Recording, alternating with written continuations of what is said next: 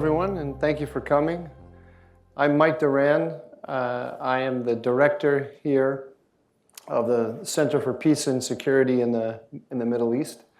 Hudson is a policy organization dedicated to preserving and strengthening American global leadership. The center I run is dedicated to supporting friends and punishing enemies in the Middle East. That's peace for some, security with others. Yeah, exactly. But it's very important to be able to distinguish a friend from enemy. Of course, at the top of our friend list is Israel. And so I'm very honored today to fill in for Senator Ben Sasse. I think you may all be aware, unfortunately, Senator Sasse's plane was, his flight was canceled. He's stuck in Nebraska or somewhere. It's my pleasure and privilege to fill in with him, having a conversation with Hudson's own Walter Russell Mead about his new book, The Ark of a Covenant. This is about the U.S. Israeli relations. And Walter has an incredibly long series of titles. With your permission, Walter, I will read every one of them.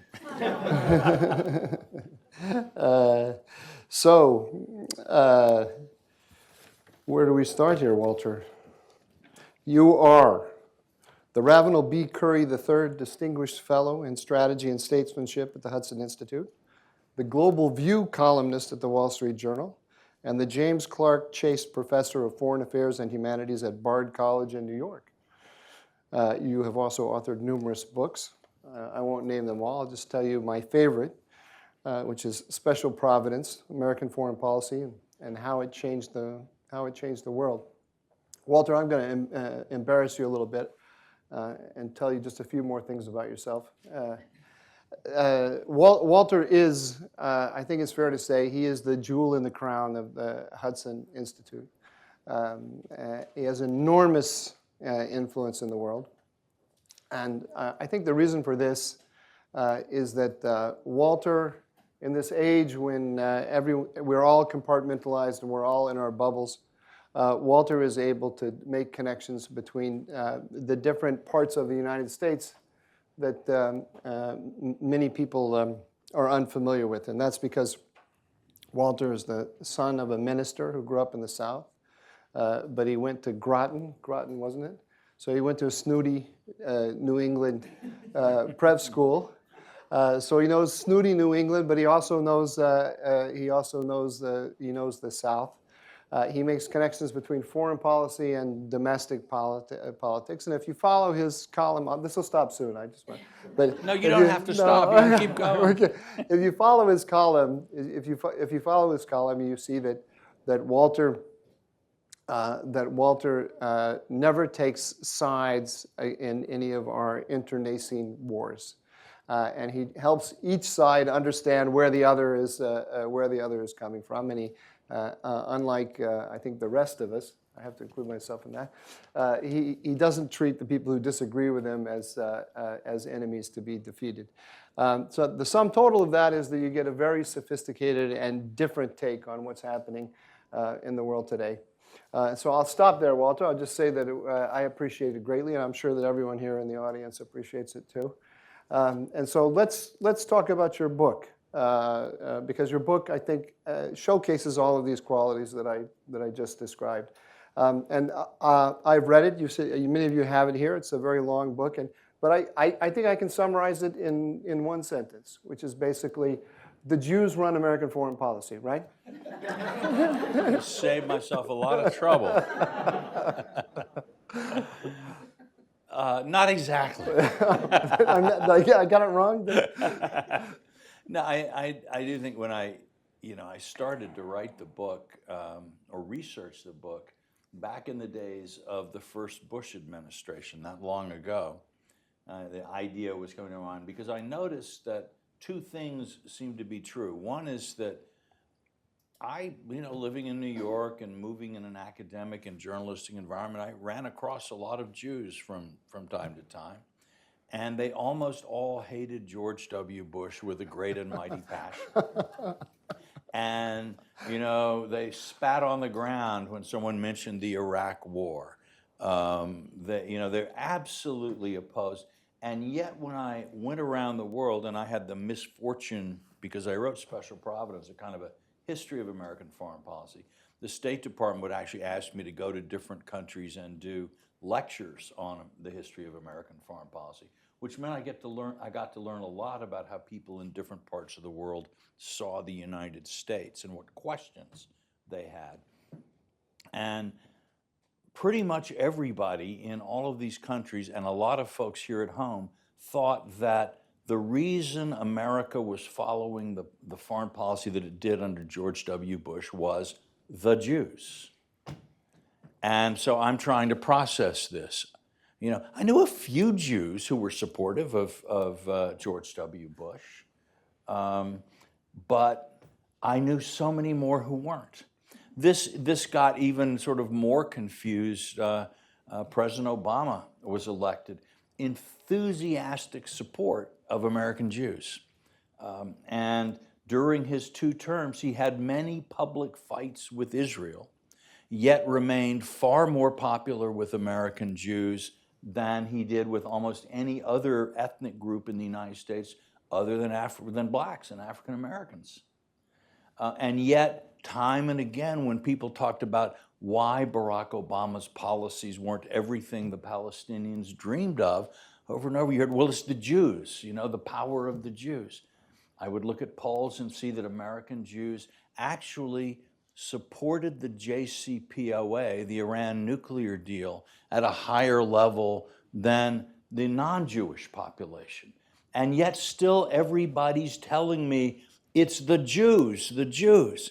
Then Donald Trump becomes president, and he orders the U.S. Embassy to go to Jerusalem. He recognizes some of Israel's annexed territories and is considered in many ways the most pro-Israel president of all time. I myself can't think of a single political figure in American history as deeply loathed and hated by the overwhelming majority of the American Jewish community as Donald Trump.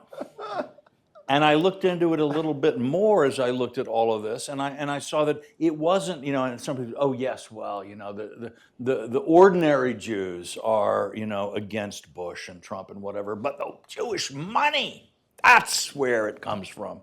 And I would look, and yeah, there were a handful of very wealthy Jews who supported Donald Trump, George W. Bush, but there were a lot more Jews who supported their opponents. And if you actually add up the money, whether it's Israel-related money or just general political giving, overwhelmingly, American Jews, by their votes and their campaign contributions, supported Trump's opponents, supported Bush's opponents, supported Obama. In other words, if American Jews actually did run our Israel policy, it would be well to the left of anything Obama proposed. All right? And yet everybody blames the Jews. I thought at one point that maybe the subtitle of the book should be "Don't Blame Israel on the Jews." My publisher talked me out of that one. So that kind of, and for me, when you see a mystery, when you see something that everybody thinks but is clearly not true, right? That's a sign that you're onto an interesting problem. And that if you study, I'm one of these stupid people who likes to study the obvious because I can't really study complicated things. And so I don't have a PhD or any advanced academic training, so I'm not equipped for serious intellectual endeavor. But when I can see that everybody thinks that something is the case and yet it's patently obvious that it isn't, then I want to get started on writing a book. So that's what happened. Well, it is fascinating in that this is a subject that in which everyone has very strong ideas, and then when you start to peel back what's going on, they don't really correspond to the evidence. So, but there is this. I mean, your title points to it, the Ark of a Covenant. That there's a relationship between us and Israel. Let's let's go back historically, because you start at the beginning. But maybe we don't have to start at the very beginning, but you can fill us in on some of the beginning. Let me just go right to the Blackstone Memorial, because that's a great example, I think, of what you're talking about. Why don't you, for those who haven't read the book, why don't you tell us a little bit about the Blackstone Memorial and the conclusions that you draw about it, and but do go back to the beginning and tell us, where did it come from? In the what are the deep cultural roots? Well, back in, I think it was 1891, and I don't have the book open in front of me, so please don't. I mean, Mike is here. Mike, you can correct me if I get it wrong. No, thumbs up. Okay. 1891, President Benjamin Harrison was peacefully sitting in the White House, and one day the Secretary of State, James D. Blaine, came in with a guy, William Blackstone, a kind of well-known sort of public intellectual of the day who'd written books on religion and politics and was associated with D.L. Moody, who was kind of the Billy Graham of that time. And he had a petition to give President Harrison, which was they wanted Benjamin Harrison to use America's diplomatic influence in the world to persuade the European countries to get the Ottoman Sultan to create a Jewish national home in Palestine. And 1891, for those of you who know your Zionist history, is well before Theodor Herzl wrote Der Judenstaat. It's before the formation. There were Jewish Zionists at this time, mostly in Russia, what's now Ukraine, but not many, and certainly not powerful. Excuse me. So, now, interesting, here's a petition, but this petition is signed by John D. Rockefeller, J.P. Morgan, the Chief Justice of the Supreme Court, the Speaker of the House of Representatives, who at the time was one William McKinley, who of course would go on to become President of the United States. It was endorsed by virtually every leading newspaper in sort of New England and the mid-Atlantic states, which at the time was the part of America that ruled the rest of it. Actually, sort of is today, but that's another story. Even the New York Times. The New York Times. The New York Times was a Zionist paper. Right. The New York Times, it's interesting, in the 19th century, the New York Times was owned by a non-Jewish family and was strongly pro-Zionist. There you go. By the time of the Balfour Declaration, it had been bought by a Jewish family and was anti-Zionist. So this paradox is not new. Okay? So, there was a whole galaxy of people who signed it. And it had almost no Jewish support. And the few Jews who sort of, kind of signed with, insisted that certain reservations be put in, basically saying, we don't really mean this. And so you have, at a time when the Jewish community in the United States and abroad was anti-Zionist or just a-Zionist, not interested in the subject at all, the American political, religious, journalistic, and financial establishment wanted a Jewish state in Palestine. So again, where does this come from? Why? And in a sense, it also, there's an impression people have that somehow Zionism is this Jewish agenda that powerful Jews sort of pushed on everybody else. But actually, when millions of Americans first heard about the small stirrings of a Jewish Zionist movement, their reaction wasn't, oh no, now these Jews are going to go support a stupid homeland in Palestine. But it was, oh, terrific. The Jews have finally figured it out. The Jews are getting with the program. And that remained a kind of a fundamental element of the way Americans thought about Israel or the Zionist movement and the movement to create a new state in Palestine right up into the 1940s. So again, where does this come from? Where did it go? The Blackstone Memorial itself, the president said, oh, that's very nice. Thank you so much for this extremely interesting idea. And I'm turning it over to the Secretary of State in order that we can examine the idea further, which meant the State Department, horrified State Department diplomats did what horrified State Department diplomats often do today, the sort of pro-Zionist memos, i.e. hide them somewhere where no one will see them. And the original, the memorial, was actually lost. We only really know about it because when the Balfour Declaration was being debated, Louis Brandeis heard this story and looked up. The head of the American Zionist movement. Head of and Supreme Court Justice, and a very prominent guy, who had never darkened the doors of a synagogue in his life, I think, until he joined the Zionist movement. But he actually dug up William Blackstone, who went and got a revised version of the memorial with even more signatures of prominent non-Jews calling on Woodrow Wilson to support the Balfour Declaration.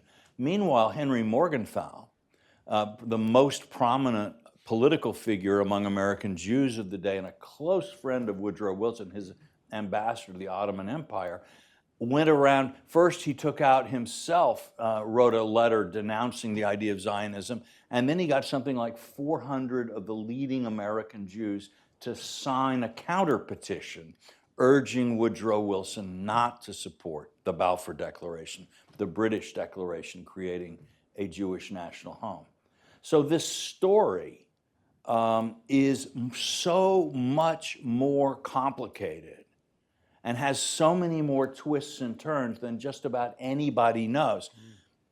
I've talked to people who are career Middle East scholars who didn't know about the Blackstone Memorial or about the sort of whole current of opinion that it represented. And again, as somebody who likes to write interesting books, to find this immense variation between the received history of subject. And Zionism in Israel, we're not talking about a subject that no one pays attention to. We're talking about a subject that's always on the front page. People are demonstrating on campuses all over the country. People are yelling and screaming and having teach-ins, and their whole institutes devoted to this one subject, this one topic. And then you find that what everybody knows has so little to do with what actually happened. It was thrilling, frankly. But just run us through, just briefly, run us through the prehistory to the Blackstone Memorial. What is that culturally and politically, what is that resting on? Well, you go back far enough, and the English-speaking world, was basically full of the same hostility and prejudice about Jews that you see so frequently, sadly, in the Christian world. And in fact, the English drove the Jews out of England hundreds of years before the French and the Spanish did. So when we talk about that horrible Spanish Inquisition and how Ferdinand and Isabella drove the Jews out of Spain, I think it was like Richard I or someone who drove. Again, Mike might know. Or even he might need to check with someone. Mike might need to check with an intern on this one. Get to the real people who know. But there was just a deep anti-Semitic feeling. One of Chaucer's Canterbury Tales is actually an anti-Semitic story of child murder. I don't recommend it to you, except as a historical document, maybe. But then you look sort of in the 1790s, and you see this amazing correspondence between George Washington and the Jewish synagogue in Truro, Rhode Island. By the way, at this time, I think there were only 6 synagogues in the United States. There were not many Jews here, and the synagogues all hated each other. So establishing a pattern that I'm told we can still see in Jewish life today. But the Truro elders wrote to President Washington and sort of, it was like, are we going to be okay here? And George Washington said, listen, he says, in America, we no longer talk about toleration as if one class of citizens existed on kind of the sufferance of another, but of everyone who obeys the laws is here of common right and full participation. Our country, our government recognizes no restriction on religion, no limit, whatever. And in writing this letter, which is still read today and is really, I think, a wonderful statement of some core American principles and beliefs, Washington wasn't going out on a political limb. This is, he was expressing the kind of common wisdom of the day. Now, so how did the English-speaking world go from Chaucer writing stories about nasty Jews murdering innocent Christian boys to George Washington saying, the Jews of Truro are as much Americans as anybody else in Truro. He might not have liked Truro very much as a whole, I don't know. But anyway, those Rhode Islanders, they were up to a lot of crazy stuff around then. Paper money. But he, nevertheless, how that happen?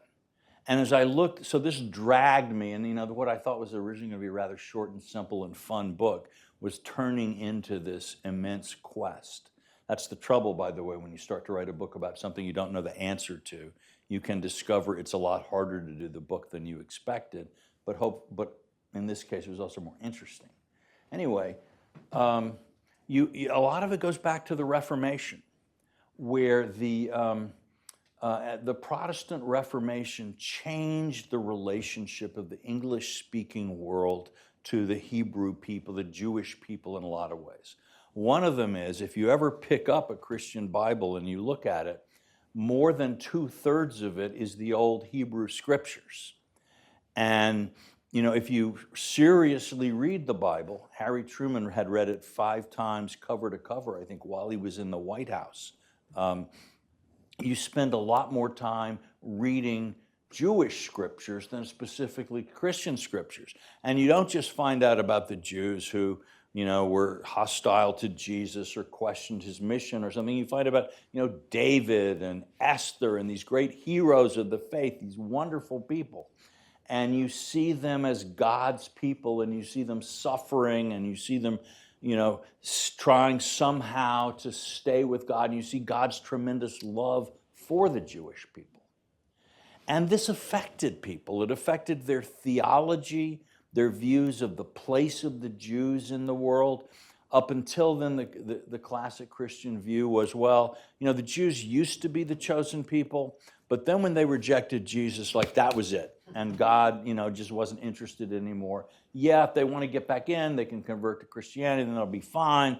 But Jews, quad Jews, are just not part of the story anymore. But based on some things that they read in the epistles of St. Paul, based on a generally kind of more favorable view of the Jewish people and some other things, you began to get a different theological picture. It seems from some of the epistles of St. Paul, he talks about how, that in the end, part of the process in which God will bring about a kind of heaven on earth is that the Jews will be converted in the last days. So so the Jews still have a role to play. And because they also came to believe, and this was people like Cotton Mather in 17th century Boston were teaching 2 things. One, that God's promise of the land of Israel to the Jewish people was still valid. And 2, because even when people don't keep their agreements with God, God keeps his agreements with people. This is a kind of a foundational element of a lot of Protestant theology at the time. So that was one. And number 2 was that the Jews indeed would return at some time to the promised land, and this would be a sign of God's action in the world. And to predict this in 1680, 1650, this was widespread among English-speaking Protestants at the time. There's a reference to it in Paradise Lost from John Milton.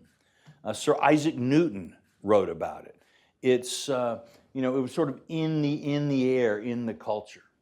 So there were these ideas. This is where you start to get this idea of Christian Zionism, so to speak, and it remained kind of intrinsic. Then as the Americans embark on their own independence and with their democratic experience, the Americans start to think, well, we're kind of like the Hebrews, right? The ancient Hebrews. We are one nation that has a global mission. We are bringing democracy into the world. We're bringing freedom into the world. This is not just for ourselves. This is for the world.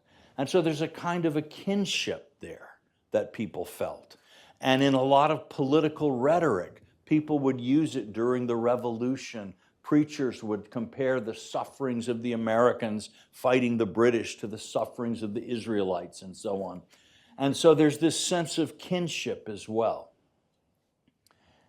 And the final thing about this, and this is, again, people sometimes say, well, this is all a religious feeling that people had.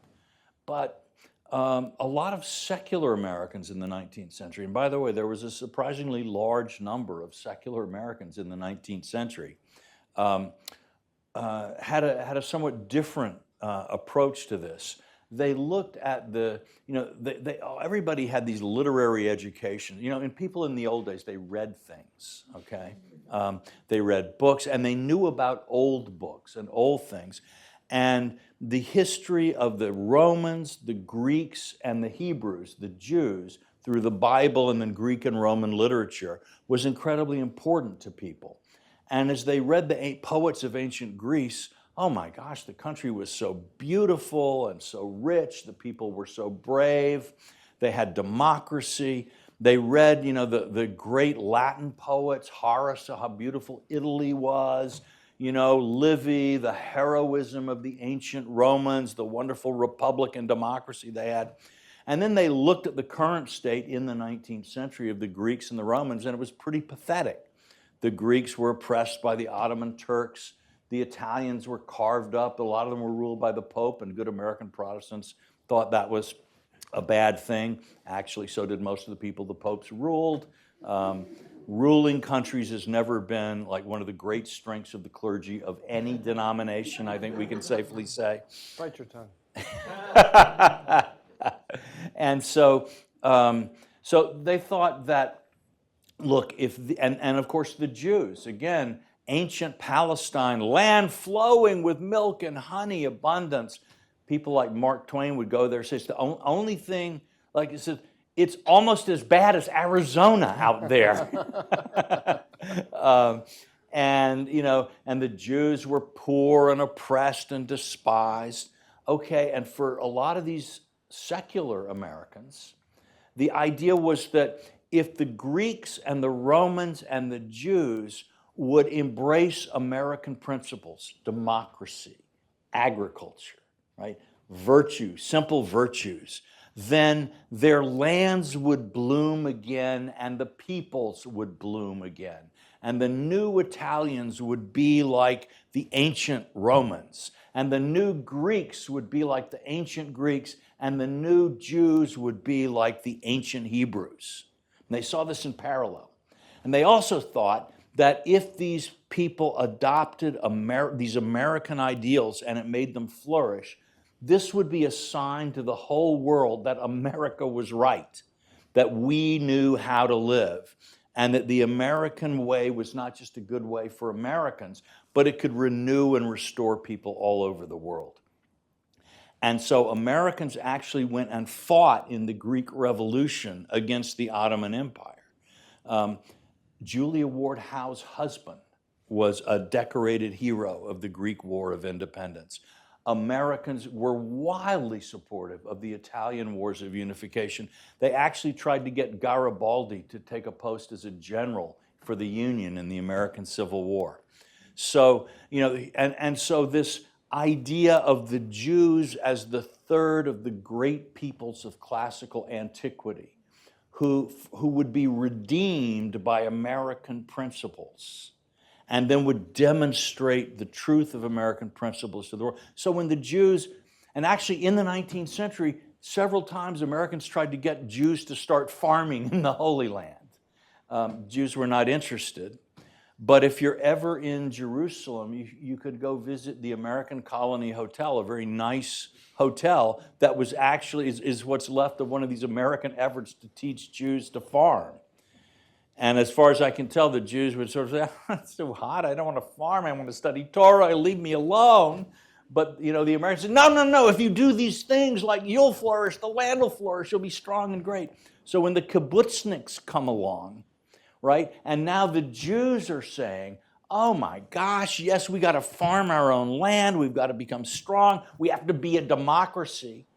And the land starts turning green. And this despised people starts becoming strong and confident. And then, of course, it goes on to defeat enemies much larger than itself and emerge until today. It's a leading country of technology, all of these things, on all kinds of levels. To so many Americans, the success of Israel looks like a vindication of America itself. So let's just dive into a couple little themes here, and then we'll open it up for questions. But you just made the essential connection that Americans, when they look at Israel, they see themselves, and so when they debate about Israel, they're debating about themselves. And you developed this in a number of different ways, and we can't go into all of them, but let's go to one that's near and dear to my heart. I owe Walter a great debt of gratitude in that he helped me understand myself with his exploration of the Jacksonian sensibility. I knew that I had attitudes like other Americans, and I knew that they were not well represented here in Washington, D.C. and in publications. What clued you into that, Mike? Yeah, the kind of the look I got when I would say things, and people would look at me like a dog hearing a high-pitched whistle. After a while, I picked up on that. So why don't you just tell us a little bit about the Jacksonian attitude toward Israel? I find that fascinating. All right. Well, this is from my book, Special Providence, where I talk about the Jacksonian tradition in American foreign policy, named after Andrew Jackson. And, we talk about that for quite a while, but just to sort of narrow it down a little bit, once when Andrew Jackson was in command of U.S. forces in southern Georgia, Indians and Native Americans, escaped slaves, and others were buying arms and ammunition from British merchants in it was still Spanish Florida, and attacking Americans, or as we might say today, the British merchants were supplying weapons of mass destruction to the terrorists. And Andrew Jackson had absolutely no doubt what to do. He sent the U.S. forces across the international boundary into Spanish territory, arrested the British traders, brought them back to American territory, tried them before a military tribunal, and hanged them, which is sort of, in a brief compass, everything that Europeans hate about American foreign policy. Right? And it was wildly popular in the United States. And so that kind of security-focused, unilateralist, we don't need no stinking badges, if you're in a fair fight, you're doing it wrong kind of thinking, just we'll take that as Jacksonian. It's also very populist and democratic. No one American is better than others, and all you snooty professors don't know any more than me. And by the way, it's not the military officers and the generals who are really the backbone of our country. It's the people in their militia. So they're well-armed militia. So that's the Jacksonian tradition. And you might think of all American subcultures. This would be like, classically, in a lot of countries, this type of person can often be kind of anti-Semitic, the clannish, xenophobic, very much oriented toward their own values and their own religious culture and so on. But if you sort of look at American politics today, the Jacksonians are very pro-Israel on the whole. I mean, there's variation in everything, but in general, think about Sarah Palin. When she was governor of Alaska, Sarah Palin had a flag of Israel on her desk as governor of Alaska. Hint, she was not going after the Jewish vote in Alaska. It was the money. Okay, who are the most prominent pro-Israel commentators in America today? It's people like Carl Tucker.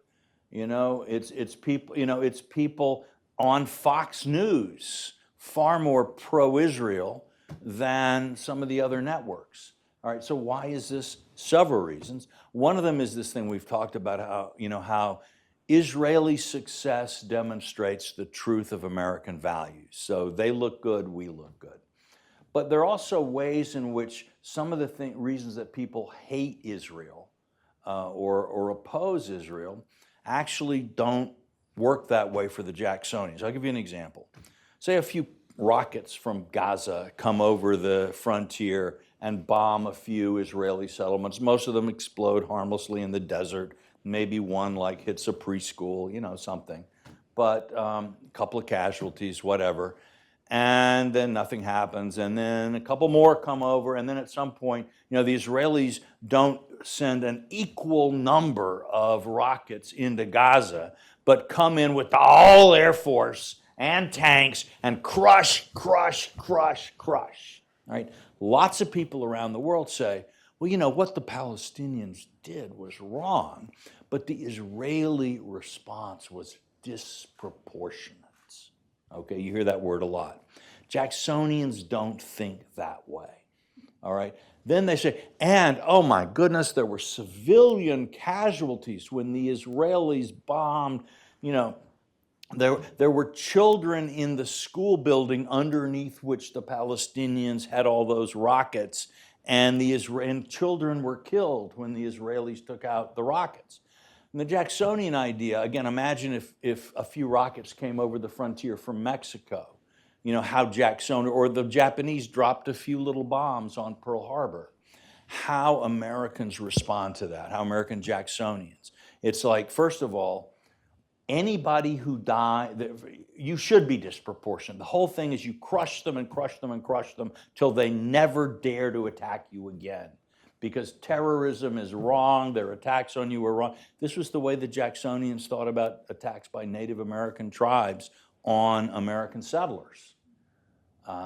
You teach them that it's a bad idea.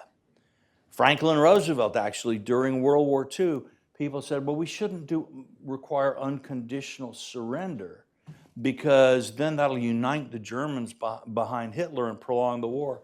Franklin Roosevelt's attitude was, look, in 1918, the Germans didn't learn what war was because the war ended without it being fought on German soil. This war is not going to end until the German people understand what war is, and then they will never do it again. We know now, 80 years ago, that there may be two pacifists, for our liking.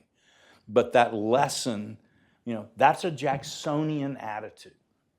And so Jacksonians actually wish more countries handled problems like terrorism the way Israel does. They think there'd be less terrorism if that was done. So a lot of the sort of news coverage and so on that makes people who are not Jacksonian in their thinking go, oh, those Israelis, it's just too much. Cut the Palestinians a break, for crying out loud. The Jacksonian attitude is, you know what? Every death in the war that was started by terrorists, the person responsible for that are the terrorists, right? The people who attacked.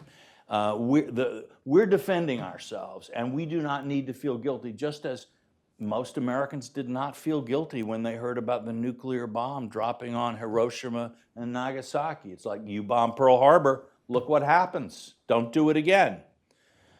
And so in many ways, the way Israel conducts itself in the world, and by the way, Israel is actually a lot more careful about things like civilian casualties and so on than I'm presenting in this sort of very quick and sketchy overview. But this strikes Jacksonians as the right thing to do. And then Israel, from a Jacksonian point of view, is a great ally, unlike those whining, carping Europeans, right, who never pay for their own defense and then always criticize America for everything we do, all right? Israel doesn't even ask for U.S. bases on its soil, surrounded by these other countries. And yes, Israel gets aid from the United States, but compare that to the value of what we do for the NATO allies. And Israel certainly pays its fair share of its own defense costs. So Israel seems like a better ally to Jacksonians than Germany or France. Not so much England, all right? But Israel in the Jacksonian mind is kind of up there in the top tier of allies. And so when an American candidate, politician, by the way, goes out on the hustings and says, I'm pro-Israel, what a lot of the audience hears, the American non-Jewish audience, both religious and secular, hear that politician saying, I'm pro-American. There we go. Right? And my values are your values. And Israel is a symbol of that agreement. And by the way, politicians who are more nuanced or anti-Israel are in the same way are communicating to different American audiences. Look, I don't buy this like hyper-American crap any more than you do, right? And I'm a dissident, and I see it differently, and I do not think those Israelis are doing it right. So for people on the left and the right, pro-Israel and anti-Israel, your stance on Israel policy is ultimately less about Israel than about the way you identify yourself and your political community in the United States. Perfect. Let's. I have many more things I wanted to ask you about, but let's open it up to the to the audience here. Yes, sir. I think maybe we want to wait and give you a microphone.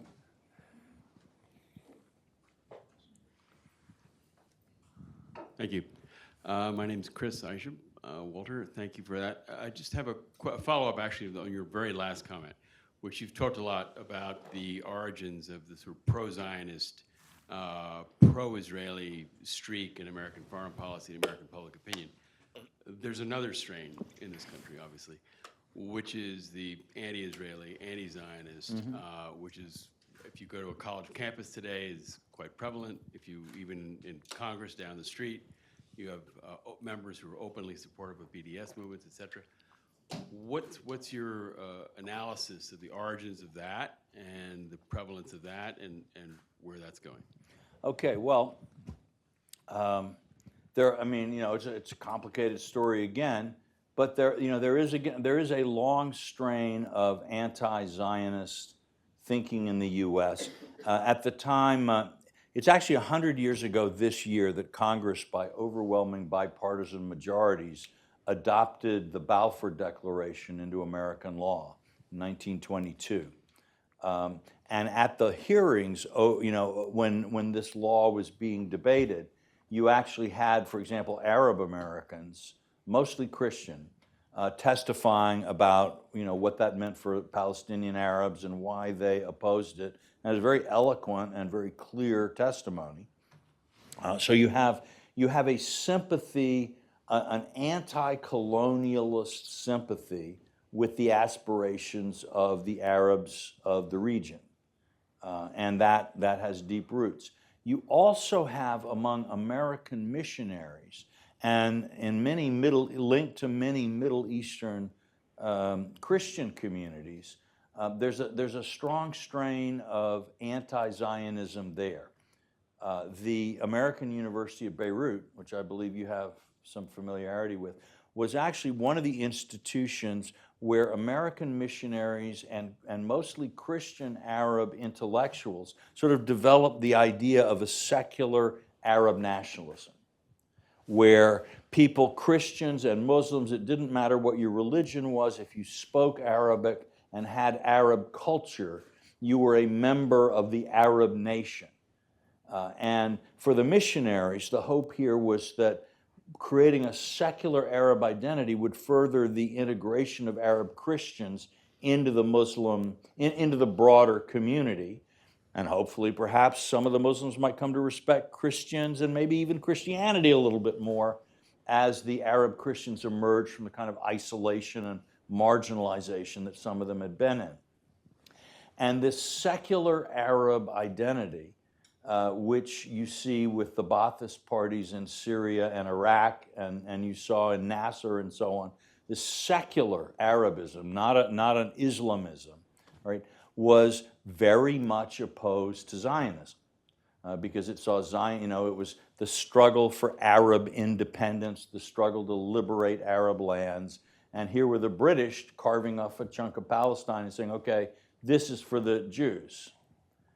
And you find the Presbyterian Church, one of the Presbyterian churches in the U.S., I believe, has just endorsed BDS.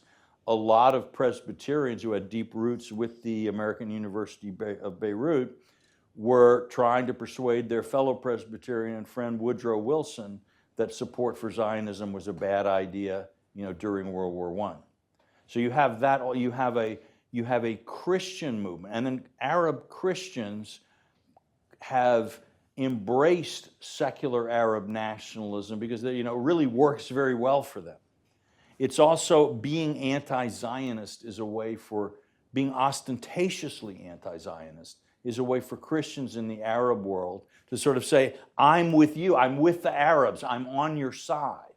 Don't isolate me, don't, let me be part of you. And so you have a lot of institutional ties and personal, that is another sort of element of this. Another thing is that in the 40s and 50s, people don't know this story as much as they should, but actually support for Israel in the U.S. was a left-wing cause.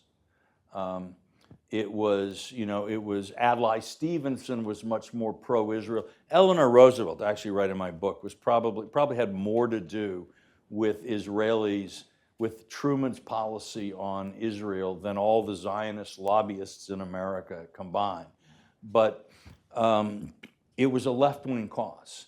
And at the time, if you listen to the way American socialists, Democratic Socialists of America and other groups described the conflict, it was like basically a bunch of virtuous Jewish settlers and then a bunch of like Hitler supporting Arab crazies and fanatics who refused to endorse the sacred UN partition resolution and stuff like that.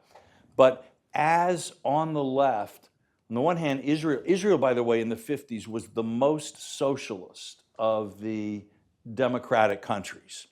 And American socialists and left-wingers would use the example of Israel to show, look, you can have like an almost totally socialist economy that is a democratic society and is militarily strong. Therefore, all of your arguments about why America shouldn't be socialist, are refuted. So Israel was the golden boy of the left. But in the 1970s, as Israeli politics moved to the right, and one of the things about the difference between politicians like Menachem Begin and Bibi Netanyahu versus the more familiar Israeli labor politicians is that they were almost Thatcherite in the way they were reforming the Israeli economy. So Israel moves to the right on economic terms, and it abandons the sacred cause of socialism because the Israelis feel it's not working. Well, that's not great for the left. And then Israel moves from being an endangered nation largely populated by refugees to being a regional superpower, right, that has a good relationship with Richard Nixon and Henry Kissinger. And then begins to look like kind of an ally of everything you don't like in the West if you're a good, social democrat. So the left, and by the way, Europeans were often more pro-Israel than Americans in the 1950s and 60s. When the Six-Day War started, tens of thousands of French students marched to the Israeli embassy in Paris to volunteer to serve in civilian jobs in France to release more Israeli soldiers to the front. Okay, today if a big war broke out between Israel and the Palestinians, thousands of Frenchmen would be marching to the Israeli embassy, but the message would be very different. So the left became some of them became anti-Zionist, some of them became anti-certain Israeli policies, but became much more critical. And it became, and in Black America, the Martin Luther King generation of civil rights activists were very pro-Israel from the time when Israel was a very left-wing cause. From Malcolm X on, you began to get a sense of some American blacks beginning to identify with the Palestinian as an oppressed people rather than with the Israelis and the Exodus and the story of Moses and so on. So you begin to get this cluster of anti-Israel, and you got some good old-fashioned anti-Semitism too, on the far left and the far right. So all of these things, I think, go to help form all these streams flow into this river. This gentleman here with the blue tie. So you've done a really, well job at analyzing the Jacksonian reasoning rationale for why they would support Israel. Could you also briefly touch on the other, three traditions of what are their thinking in terms of why they would support Israel as well? Okay, well they would have different. Actually, they've had different opinions. These different schools, but Wilsonians originally were very pro-Israel. By and large, there's some exceptions, because again, the relationship of the Jewish cause to human rights and minority rights is an interesting one. In Europe, traditionally, the right was anti-Semitic. If you think about France and the Dreyfus case, it was the Catholic Church. Sorry, Mike, and the army that was, very anti-Dreyfus. And it was the liberals, the left, people like Zola, who were, in favor of a fair trial for Dreyfus and ultimately got his release. And so the idea of the Jews as a minority who face persecution almost everywhere and discrimination made support for Jewish rights an important thing for Wilsonians. It got an extra dose of strength after World War II, because again, picture World War II, suddenly you have nuclear weapons, you have the horrible devastation of World War II, and you'd had World War I, and then 20 years later, World War II. World War III, what will that be? They say World War III would be fought with nuclear weapons and World War IV with sticks and stones. That the desperate desire to avoid another one of these horrible wars, and the United Nations, by all kinds of people, was seen as the one hope where humanity could finally stop war and we could settle difficult political problems through the UN. The problems that had caused most of the wars of the past century had been nationalist conflicts, Greeks versus Turks, Serbs versus Croats, all those kinds of conflicts. And, French versus Germans being sort of the center in a way and the most destructive.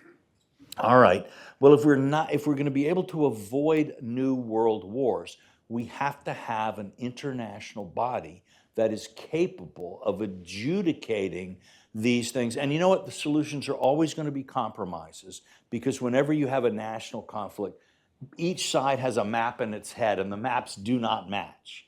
And so nobody's ever going to get everything they want, and we have to have an international organization that will settle these things, and then its decisions have to be respected, or it's going to be war, war, war, war. All right? So the first big territorial question that comes before the United Nations is when Britain, which had a mandate over Palestine under the League of Nations, says, we just give up. Here, UN, you settle it. Oh. Okay? And then through various things that I describe in the book that are fascinating and devious and so on, it ends up that both the United States and the Soviet Union support a partition plan for Palestine in the United Nations. So here you see the two great powers and the UN agreeing on a peaceful solution to this bitter national dispute. And then the Jews accept it, and the Palestinians and the Arabs reject it. All right. So for many Wilsonians committed to the rule of international laws, the only way to achieve peace, the cause of Israel and the cause of world peace become fused. And that was a very powerful force in American politics for a very long time, and you can still hear echoes of it today. Hamiltonians tended to be a little bit friendlier toward the Arabs with all that oil. Hamiltonians seeing commerce and trade as key and sort of a strong relationship between the American government and large corporations as being a key element of national strength. But interestingly, and I'll just quickly tell this story about the arms trade in the 70s. The 70s you had the OPEC, and suddenly the Arabs just have so much money. And it becomes very important in the United States to have a really good political relationship with the Arab countries, obviously. All right. And yet it's in the 1970s that we first start not only selling arms to Israel, but we start providing military aid to Israel to help them buy arms. Well, to a lot of people, this looks like, this must be the Jewish law, because there's no other reason that when the Arabs are really important, the Americans would offend the Arabs by selling arms to Israel. So, you see, the Jews really do control, because this is crazy. There's no other theory that could account for it. But actually what was going on was in the 1970s, some of us I see around here are old enough to remember the 1970s. A few of you may have been to schools old-fashioned enough to still teach something about the 1970s. But the Arabs were not very popular in the United States in the 1970s when they jacked up the price of oil and caused years of stagflation. People hated them, in fact. And the idea that the American government was now going to turn on the spigots and sell them unlimited quantities of arms. What? I mean, even today, think about arms sales to Saudi Arabia. They're not popular, okay?